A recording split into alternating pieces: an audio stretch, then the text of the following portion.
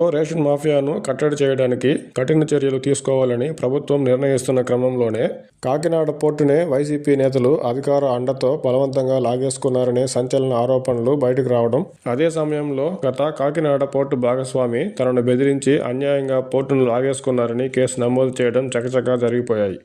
అయితే గతంలో ఎప్పుడు కాకినాడ పోర్టును లాగేసుకున్న అంశం ఇప్పుడు కేసు పెట్టిన గత భాగస్వామి కానీ, అప్పట్లో ప్రతిపక్షంలో ఉన్న టీడీపీ కానీ బయటపెట్టలేకపోవడం ఆశ్చర్యమే అనుకోవాలి.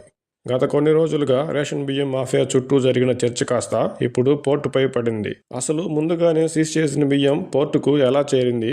కస్టమ్స్ చెక్ పోస్టులను దాటి రేషన్ బియ్యం షిప్ ఎలా ఎక్కింది? అన్నిటికీ మించి కలెక్టర్ గారు తనిఖీ చేసిన, పవన్ కళ్యాణ్ గారు వెలికి తీసిన రేషన్ బియ్యం ఎగుమతి చేస్తుంది వైసీపీ నేత ద్వారంపూడి చంద్రశేఖర్ రెడ్డి గారేనా, లేక వాటి వెనుక కూటమి నేతల హస్తం ఉందా? ఇలా షిప్లోని రేషన్ బియ్యం చుట్టూ ఎన్నో ప్రశ్నలు సమాధానాల కోసం వేచి ఉన్నాయి.